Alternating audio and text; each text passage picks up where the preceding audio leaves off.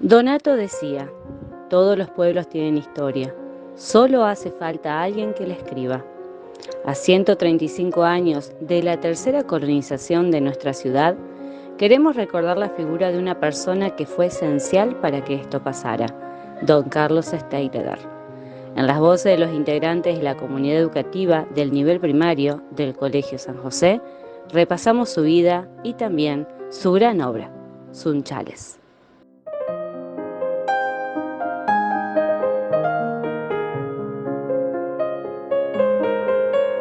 Los sunchales del pasado fue el fuerte, fueron las estancias, los blandengues, los guardias nacionales.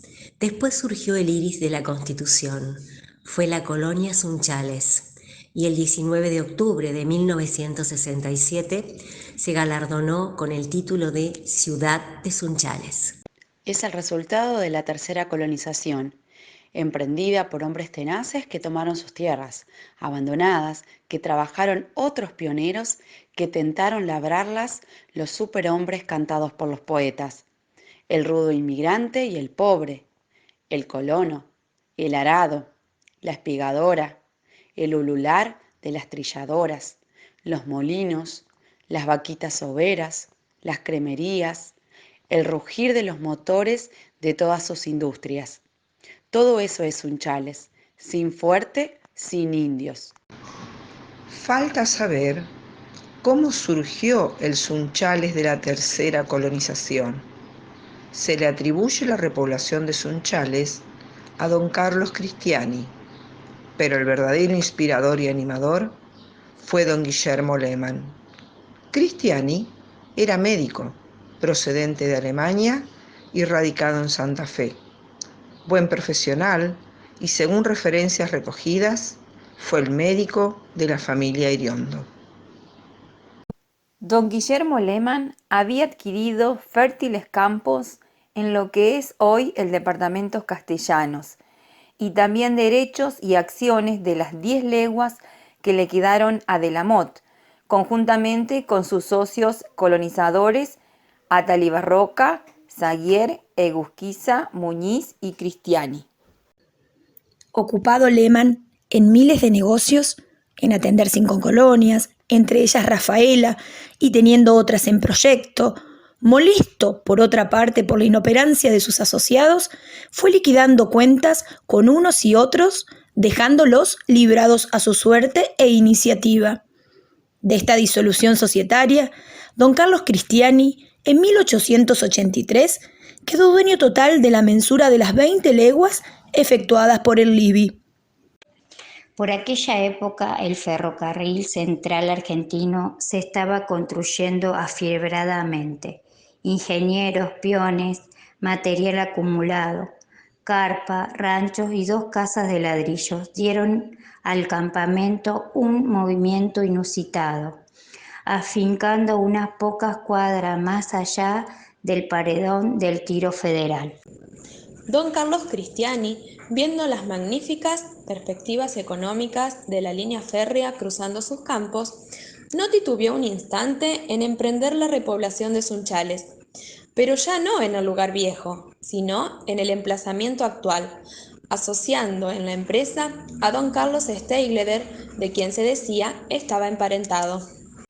En los años 1884 y 1885 estuvo ocupado don Carlos, como amistosamente se lo llamaba, en la mensura de las chacras, y cuando disponía de los planos correspondientes, se lo presentó a su amigo y connacional don Rodolfo Brull, sacando una copia que fue causa luego de una controversia histórica, por lo cual se atribuía a Brull el honor de haber fundado Sunchales. Una vez terminada la mensura, don Carlos Steigleder viajó a Santa Fe llevando los planos de la nueva traza de los Sunchales, que así fue la propuesta y no Sunchales, tratando de conseguir de las autoridades provinciales la aprobación correspondiente.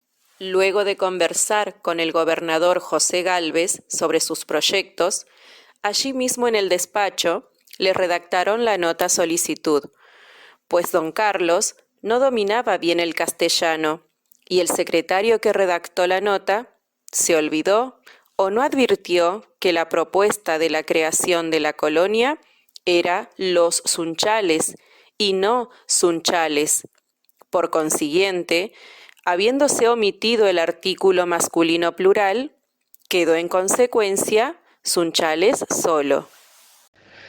En una hoja suelta, con membrete de la gobernación, firmó el administrador de la colonia la siguiente nota: Excelentísimo señor, el administrador que suscribe, en nombre de Carlos Cristiani, se presenta exponiendo que, deseando el doctor Cristiani establecer una colonia en el campo de su propiedad, en el departamento de Las Colonias, en el paraje denominado Sunchales, vengo a solicitar el correspondiente permiso y a la aprobación de la traza, cuyo plano se acompaña.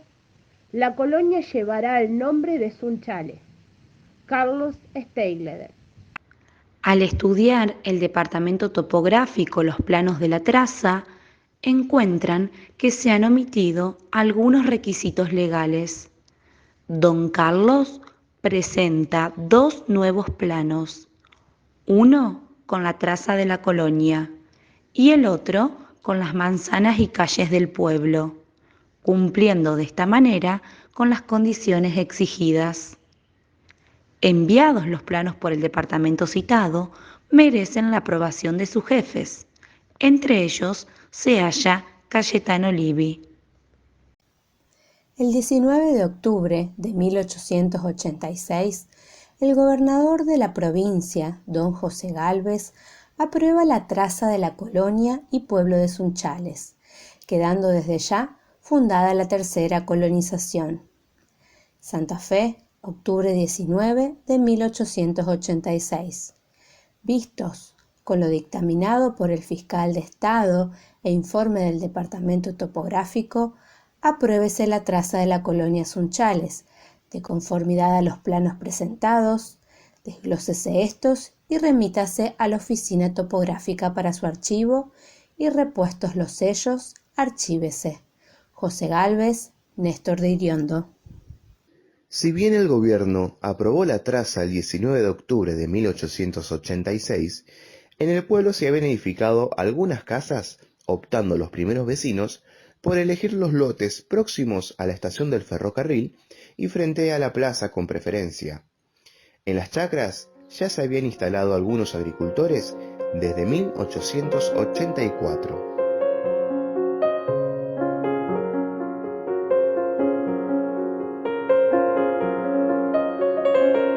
La comunidad lo denomina fundador, pero Carlos Steigleder fue el agrimensor enviado por Carlos Cristiani para medir terrenos y trazar los planos de la colonia.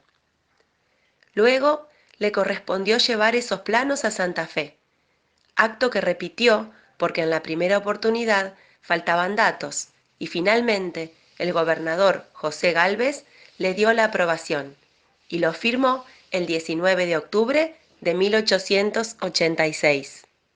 Steigleder nació en Herne, lugar importante por su minería en la antigua Prusia, el 23 de mayo de 1847. Sabina Woll y Cristóbal Steigleder fueron sus padres. Comenzó a construir su casa junto a la franja que había dejado en los planos, destinada al ferrocarril que llegó en 1887. Trajo materiales europeos y en 1884-1885 desarrolló un trabajo intenso. Algunas familias se habían quedado en este lugar y Steigleder se ocupó de traer más inmigrantes que se afincaron y comenzaron a edificar. Su vivienda estuvo finalizada en 1885. Socializó y cosechó amigos. Fue una figura respetada y ese respeto se lo ganó por sus acciones y pensamientos progresistas. Su hermano Cristian trabajaba en la aduana en Buenos Aires. Saralegui Rodríguez, uno venido de Bilbao y el otro de Pontevedra, salieron para un propósito. Se sumaron Francisco Bagliente, italiano de pura cepa, y Carlos Steigleder, prusiano, para concretar el traslado del cañón del fuerte hasta la plaza de Sunchales. 4 hombres, con la ayuda de los bueyes, pudieron concretar su idea allá por 1887. Le colgaron 4 faroles y cuando lo probaron con pólvora, a la construcción que se levantaba en la esquina se le rajaron los vidrios. En 1891, Steigleder ocupaba su cargo en la Comisión de Fomento y lo sorprendió la muerte con solo 45 años de edad.